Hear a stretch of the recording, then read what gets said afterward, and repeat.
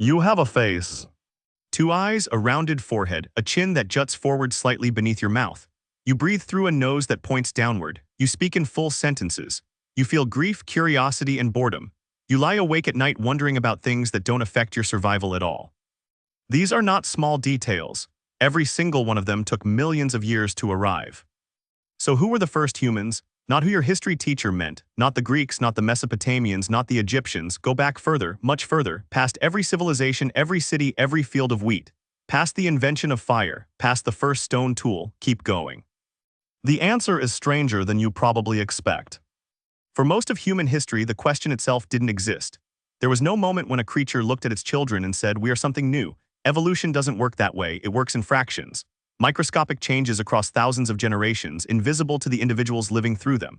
And yet, somewhere in eastern Africa, roughly 300,000 years ago, a population of primates crossed a threshold that changed the planet permanently. They were you. Not your distant cousins, not a transitional species. The bones found at Jebel Irhoud in Morocco in 2017, reanalyzed by paleoanthropologist Jean-Jacques and his team, pushed the origin of Homo sapiens back further than anyone had assumed. These were anatomically modern humans. Their faces would not have looked out of place on a subway platform. Their brains were slightly more elongated at the back, still rounding toward the full globular shape you carry today, but the structure was recognizably ours. 300,000 years ago, think about what that means. For roughly 290,000 of those years, your species existed without a single written word, without a single city, without farming, without metal, without wheels. You were the same creature you are now, living inside the same body, carrying the same emotional architecture, the same capacity for language and creativity and violence and love.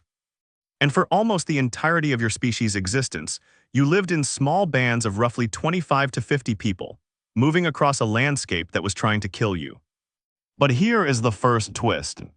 You were not alone.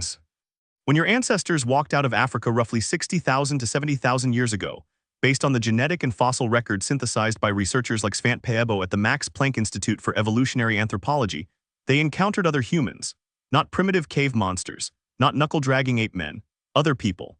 Neanderthals had been living across Europe and Western Asia for at least 400,000 years before Homo sapiens arrived.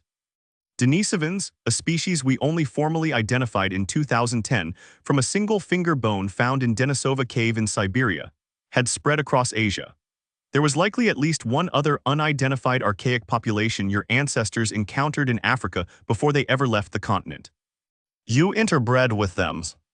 If you are of non-African descent, somewhere between 1 and 4% of your DNA is Neanderthal.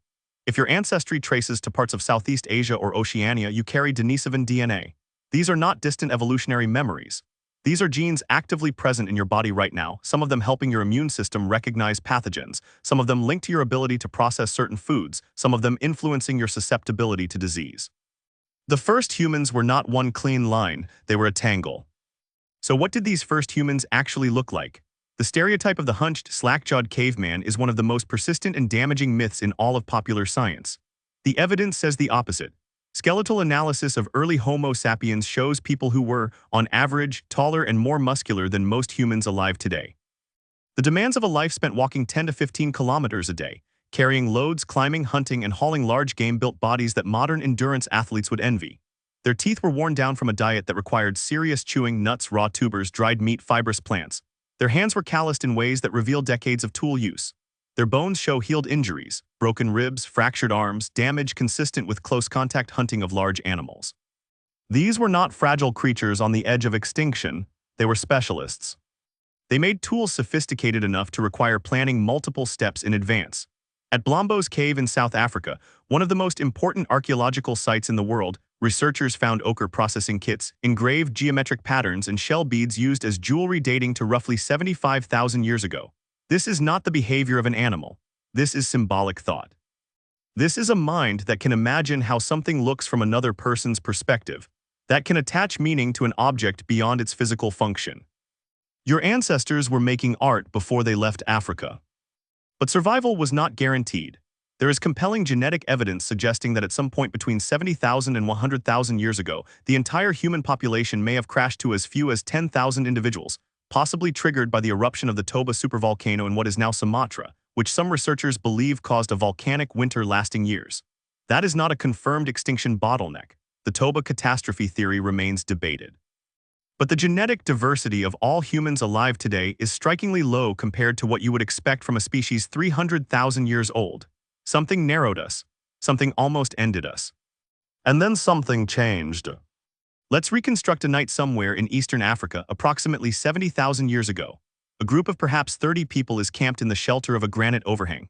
The fire has been burning since late afternoon. The smell of roasting bone marrow fills the air, one of the most calorie-dense foods available, accessed by cracking large bones with stone hammers. 3 children sleep in a pile near the warmest part of the fire. 2 older adults sit apart, speaking quietly. A younger man is pressing a piece of ochre against flat stone, drawing a shape that no longer exists. Around them, the darkness is alive with sound, insects, distant predators, wind moving through dry grass. This is not primitive, this is human. They had language. Exactly when language emerged is one of the most contested questions in all of paleoanthropology. But the presence of symbolic behavior, complex social cooperation, and long-distance trade networks, obsidian and shells found hundreds of kilometers from their origin points, implies a communication system far beyond simple calls and gestures. You cannot coordinate a long-distance trade route without talking about it. They had medicine. Archaeological evidence from multiple sites shows the deliberate use of plant compounds, some with known analgesic or antimicrobial properties, placed in burial contexts. They treated injuries. They cared for individuals who could not have survived without assistance, individuals with healed bones that required months of immobility. Compassion is not a modern invention. They had religion, or at least something that functioned like it. The burial of the dead with grave goods, red ochre, shells, flowers, appears across multiple sites and multiple populations.